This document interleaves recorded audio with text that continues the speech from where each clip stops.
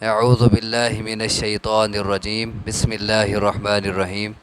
سورۃ یوسف آیت نمبر 30 سے۔ وقال نسوۃ، اور کہا عورتوں نے، فی المدینتی شہر میں، امرأۃ العزیز، کہ عزیز کی بیوی، تراود فتاہا عن نفسہ، مائل کرنے کی کوشش کرتی ہے اپنے غلام کو اس کے نفس کے متعلق۔ اب سوال یہ ہے کہ عورتوں کو پتہ کیسے چل گیا، شہر کی مصر کی عورتوں کو کیسے پتہ چل گیا؟ حالانکہ جب یہ خبر آؤٹ ہوئی تھی تو اس وقت یا تو یوسف علیہ السلام تھے، یا عزیز مصر کی بیوی تھی، یا عزیز مصر تھا اس کا خاوند، یا پھر وہ ایک شاہد تھا، شاہدہ شاہدن، جس نے وہ فیصلہ کیا تھا۔ اور عزیز مصر نے یوسف علیہ السلام سے یہ بھی کہا تھا کہ یہ بات اپنے پاس رکھنی ہے، کسی کو بتانا نہیں۔ اب ظاہر بات ہے کہ یوسف علیہ السلام نے تو یہ بات نہیں بتانی تھی، کیونکہ بہت ہی اعلیٰ اخلاق کے مالک تھے، اللہ کے نبی بننے والے تھے، اور خصوصاً آقا کا حکم ماننا اپنے لیے ضروری سمجھتے تھے۔ عزیز مصر ان کا آقا تھا، اسی لیے یہ تو 100% ہے کہ یوسف علیہ السلام نے تو کسی کو نہیں بتایا۔ اور یہ بھی ظاہر ہے کہ عزیز مصر خود بھی نہیں بتا سکتا کہ اس کے اپنے گھر کا مسئلہ ہے، اپنی عزت کا مسئلہ ہے۔ اب بھی کیسے پتہ چل گیا؟ تو اس میں دو امکان ہیں۔ یا تو یہ لگتا ہے کہ جو فیصلہ کرنے والا تھا نا، عورت کے اگرچہ خاندان کا بندہ تھا، اس کو اس واقعے پہ حیرت تو ہوئی ہوگی، وہ ایک ملکہ ہے اور اپنے غلام پہ فریفتہ ہے، اور بڑا عجیب معاملہ بن گیا۔ تو چونکہ اس کے سامنے ایک حیران کن معاملہ تھا، اس نے کم سے کم اپنی بیوی کو جا کے بتایا ہوگا وہ آج ایسا معاملہ ہوا ہے۔ تو اس کی بیوی نے پھر اپنی کسی سہیلی کو بتایا ہوگا، پھر ایسے ہوتے ہوتے پھر بات آؤٹ ہو گئی۔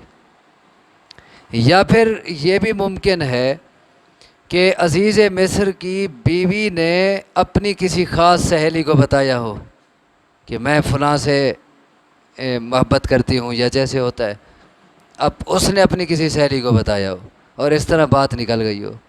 تو بہرحال عام طور پر دیکھا گیا ہے کہ اس جیسی خبریں اندر رہتی نہیں ہیں، جتنا کوشش کی جائے باہر بات نکل جاتی ہے۔ تو اب جب سب لوگوں میں، سب عورتوں میں بات پھیل گئی تو عورتوں نے اسی حیرت کا اظہار کیا۔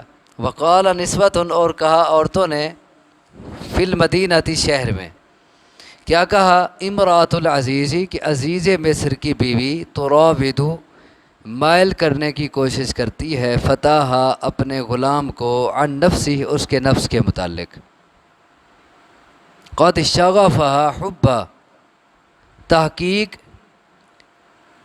اس کے دل میں گھر کر گیا ہے، اس کے دل میں گھر کر گئی ہے، حبا، اس کی محبت، اس کی محبت تو اس کے دل میں بیٹھ گئی ہے۔ انا لنراھا فی ضلال مبین، بے شک ہم البتہ دیکھتی ہیں اسے واضح غلطی میں۔ یعنی وہ اپنے ایک ملکہ ہو کے اپنے غلام پہ فریفتہ ہے، یہ تو پاگل عورت ہے، اور یہ بھولی ہوئی ہے، غلطی پہ ہے۔ مطلب انہیں بھی اس بات پہ حیرت ہوئی، کیونکہ غلاموں کی کوئی حیثیت نہیں ہوتی تھی، تو ایک وزیر کی بیوی اور وہ ایسا کام کرے۔ فلما سمعت بمکرہن، پس جب سنا اس نے ان کا گلہ۔ مکر کا اصل معنی تو آپ پیچھے پڑھ چکے ہیں، اس کا معنی ہوتا ہے چال، مکر و فریب، لیکن اس جگہ مکر سے مراد ہے گلہ، ملامت۔ پس جب سنا اس نے ان کا گلہ، یا سنی اس نے ان کی ملامت، یعنی جب اس نے سنا کہ عورتیں میرے اوپر باتیں کر رہی ہیں، ارسلت الیہن، تو اس نے پیغام بھیجا ان کی طرف، یعنی انہیں پیغام بھیج کے بلا لیا دعوت پہ۔ ارسلت رسالہ سے ہے پیغام، اس نے پیغام بھیجا الیہن ان کی طرف، وَأَعْتَدَتْ لَهُنَّ مُتَّكَأً اور اس نے تیار کیا ان کے لیے متکا۔ متکا کے دو معنی کیے گئے ہیں، ایک تو اس کا معنی ہے ٹیک لگانے کی جگہ، متکا ٹیک لگانے کی جگہ، یعنی اس نے ان کے لیے ایک ایسی مجلس بنائی کہ جس میں ٹیک لگانے کی نشستیں تھیں، جیسے عرب میں عام رواج ہوتا ہے اور عام طور پر ہوٹلوں میں بھی ہوتا ہے کہ نیچے جگہیں ہوتی ہیں، تکیے لگے ہوتے ہیں ٹیک لگانے کے لیے، تو اس طرح ان کے لیے ایک مجلس تیار کی تاکہ آپس میں ہر کوئی ایزی بیٹھ کے اور کھلی گپ شپ ہو آپس میں اور کھل کے بات ہو سکے، اس طرح کی مجلس اس نے بنائی۔ متکا کا ایک اور معنی بھی کیا گیا ہے کہ ایسی چیز، ایسا کھانا جسے کاٹ کے کھایا جائے، اس میں کوئی پھل ہو سکتا ہے ایسا جیسے سنگترا ہوتا ہے یا کوئی چیز، واللہ عالم۔ وآتت تو متکا کے دو معنی ہو گئے، اور تیار کی اس نے ان کے لیے ٹیک لگانے کی نشستیں، ایک معنی، یا تیار کیا اس نے ان کے لیے کھانا، وہ کھانا جو کاٹ کے کھایا جائے۔ وآتت کل واحدۃ منہن سکینا اور دی اس نے ہر ایک کو ان میں سے چھری، ہر عورت کے ہاتھ میں ایک چھری دے دی۔ اب اگر پیچھے متکا کا معنی ہو کھانا تو پھر یہاں کسی اور معنی کی ضرورت نہیں ہے کیونکہ کھانے کا تذکرہ پیچھے آ گیا، اور اگر متکا کا معنی ہو نشستیں، بیٹھنے کی جگہیں، تو پھر یہاں بات مقدر ہوگی، یعنی اندر بات ہوگی کہ ظاہر ہے صرف چھری تو نہیں دی، پھر ساتھ کھانا بھی پیش کیا، کیونکہ جو بات عام طور پر خود سمجھ آ رہی ہو قرآن اس کا ذکر نہیں کرتا، تو مطلب چھری بھی دی اور ایسا کھانا بھی ان کو دیا جو کاٹ کے کھایا جائے۔ اچھا، جب یہ ساری بات سب کچھ تیار ہو گیا، عورتیں آ گئیں، چھری ہر کسی کے ہاتھ میں دے دی گئی، کھانا لگ گیا، اور کھانے کے لیے ہر عورت تیار ہو گئی چھری اٹھا کے، وقالت اخرج علیہن اور اس نے کہا نکل ان پر، اس نے فوراً یوسف علیہ السلام کو بلانے کا آرڈر دیا کہ یوسف کو بلایا جائے۔ اب ظاہر ہے جب اس نے کہا ہوگا یوسف کو بلاؤ، سب عورتوں نے فوری دیکھا ہوگا کہ کون ہے وہ کہ جس پر یہ فریفتہ ہے، اور اس نے کہا کہ نکل ان پر۔ اب جب وہ آئے، فلما رأینہ پس جب دیکھا انہوں نے اس کو، اکبرنہ تو انہوں نے بڑا جانا اسے، یعنی یہ تو بڑا عظیم انسان ہے، بارش تیز تو نہیں ہو رہی، تو انہوں نے اسے بڑا جانا۔ تھوڑا کرتے ہیں پھر سبق جلدی ختم کرتے ہیں انشاءاللہ۔ پس جب دیکھا انہوں نے اسے تو انہوں نے اسے بڑا جانا، وقطعن ایدیہن اور انہوں نے کاٹ دیے اپنے ہاتھ، وقلن حاشا للہ اور انہوں نے کہا کہ اللہ کے لیے پاکیزگی ہے، سبحان اللہ، جسے ہم اپنے لوگ سبحان اللہ تعجب میں گا، ما ھذا بشرا نہیں ہے یہ بشر، نہیں ہے یہ انسان، ان ھذا الا ملک کریم نہیں ہے یہ مگر فرشتہ معزز، یہ تو کوئی فرشتہ ہے، یہ انسان نہیں ہے۔ دیکھیں کسی کے حسن کو دیکھ کے آدمی کہتا ہے کہ یہ فرشتہ ہے، کوئی جتنا حسین کیوں نہ ہو، اگر حسن کے ساتھ ساتھ ان کا جو اعلیٰ اخلاق تھا، خوبصورت بھی تھے اور خوب سیرت بھی تھے، دونوں کو دیکھ کے وہ کہہ اٹھیں کہ یہ تو کوئی فرشتہ ہے۔ اور پھر حدیث میں آتا ہے نا کہ انہ لأوتی شطر الحسن او کما قال، کہ اس کو تو آدھا حسن دیا گیا کائنات کا، تو انہوں نے دیکھ کے اسے بڑا جانا یعنی عظیم جانا، اور کہا سبحان اللہ یہ تو انسان نہیں، یہ تو معزز فرشتہ ہے، اور اپنے ہاتھ بھی کاٹ لیے۔ قالت کہا اس نے فذلکن الذی لمتننی فیہ یہی ہے وہ جس کے بارے میں تم نے مجھے ملامت کی ہے، ایک گیتے بھونکی میں ہے. سمجھ آئے نا؟ دیکھ لی آپ کیسا ہے کہ تم مجھے ملامت کر رہی تھی. بس یہی ہے وہ لم تن کہ تم نے ملامت کی ہے، نی مجھے، فی ہے اس کے بارے میں، یہی ہے وہ جس کے بارے میں تم نے مجھے ملامت کی ہے. وَلَقَدْ رَاوَدتُّهُ عَن نَفْسِهِ، اور البتہ تحقیق میں نے اسے مائل کرنے کی کوشش کی اس کے نفس کے متعلق. فَاسْتَعْصَمَ، پس یہ بچ گیا. وَلَئِن لَّمْ يَفْعَلْ مَا آمُرُهُ، اور البتہ اگر نہ کیا اس نے وہ جس کا میں حکم دیتی ہوں اسے، لَيُسْجَنَنَّ، تو البتہ ضرور قید میں ڈال دیا جائے گا. وَلَيَكُونَ مِنَ الصَّاغِرِينَ، اور البتہ ضرور ہو جائے گا ذلیل ہونے والوں میں سے. اب اس میں دیکھیں کئی باتیں ہمارے سامنے آ رہی ہیں. ایک تو یہ ہے کہ انہوں نے ہاتھ کاٹے.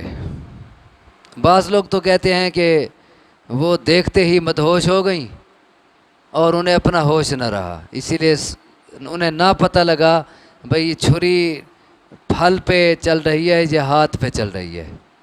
بعض نے تو یہ معنی کیا ہے اس کا.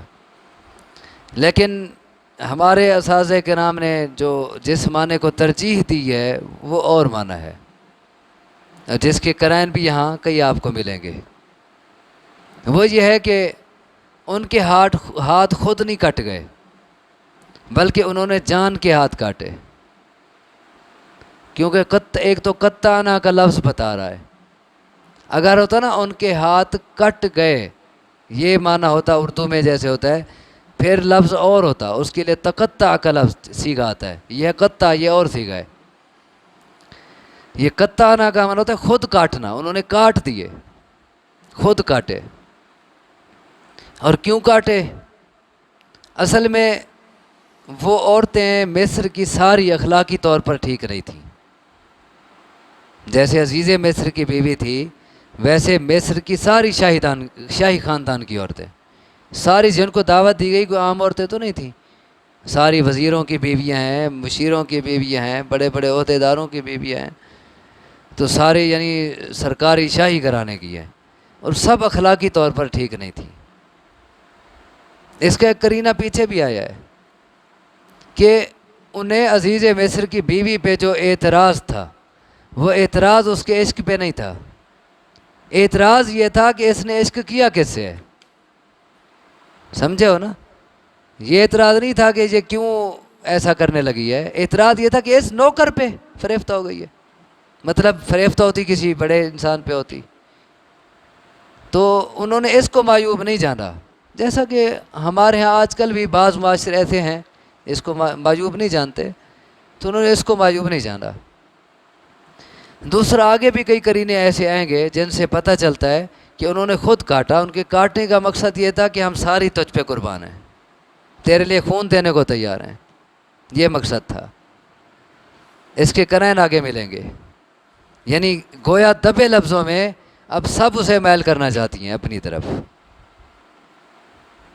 ایک اور بات اس سے ہمیں سمجھ آ رہی ہے، وہ یہ ہے کہ عزیز مصر کی بیوی کے متعلق بعض لوگوں نے کہا ہے کہ چونکہ اس کی سچی محبت تھی اور پھر اللہ تبارک و تعالیٰ نے اس کی محبت کی قدر کی، اور پھر وہ بعد میں اس نے توبہ کر لی، اور پھر وہ بوڑھی ہو چکی تھی، پھر اسے دوبارہ اللہ نے جوانی دے دی، پھر یوسف علیہ السلام کا اس سے نکاح ہوا. یہ لوگوں کی باتیں ہیں، لیکن یہ باتیں بالکل غلط ہیں، یہ درست نہیں ہے. دیکھیں آپ ذرا اس عورت کا کردار دیکھیں کیسا ہے. ایک تو وہ عورت ایک غیر مرد پہ فریفتہ ہو رہی ہے، اسے غلط کام کی دعوت دے رہی ہے، اس میں بھرپور کوشش کر رہی ہے، اور جب بات کھلتی ہے دوسروں کے سامنے تو اب جو حیا والی ہو نا، کم سے کم غلطی اس سے ہو گئی، وہ دوسروں کے سامنے کہتی ہے نہیں میں نے تو کیا ہی نہیں ہے، میں تو صاف ہوں. لیکن جو بالکل بے حیا ہو وہ ہاں میں نے کیا ہے، کر لو جو کرنا ہے کر. جب کرنا ہے تو ڈرنا کیا. یہ کون کہتے ہیں؟ جو بالکل پرلے درجے کے گرے ہوئے لوگ ہوں جن میں حیا نام کی کوئی چیز نہ ہو، اور وہ ایسے ہی تھی۔ اب دیکھیں ایک بھری محفل میں وہ کیا کہہ رہی ہے، دیکھ لیا کیسا ہے، اسی کے بارے میں تم نے مجھے ملامت کی ہے، ہاں میں نے اسے بہکانے کی، اپنی طرح میل کرنے کی کوشش کی ہے، یہ تو یہ بچ گیا ہے، میں نہیں پیچھے ہٹی۔ اب بھی میں جس کام کا اسے حکم دیتی ہوں، اگر اس نے اب بھی نہ کیا، اب دیکھیں کیسی بات کر رہی ہے، تو اسے میں جیل میں ڈلوا دوں گی یا اسے بے عزت کروں گی، یہ ذلیل ہوگا۔ اب جو بھری محفل میں اتنا گندی بات کھلے عام کر رہی ہے، اور جسے ذرا بھی حیا نہیں آ رہی، ذرا بھی غیرت نہیں آ رہی، تو کیا ایسی گری ہوئی عورت، ایسی پرلے درجے کی عورت کسی نبی کے لائق ہو سکتی ہے؟ چاہے بعد میں توبہ کیوں نہ کر لے بقول لوگوں کے، لیکن نبی کے لائق نہیں ہے ایسی عورت۔ اسی لیے بناوٹی باتیں ہیں کہ یوسف علیہ السلام کی پھر اس سے شادی ہوئی تھی، اس کا کوئی ثبوت نہیں ہے۔ اب بارش کی وجہ سے ہم سبق یہیں روکتے ہیں، آگے پھر مزید بات چلے گی انشاءاللہ۔ اقول قولی ھذا واستغفر اللہ لی ولکم وآخر دعوانا ان الحمد للہ رب العالمین۔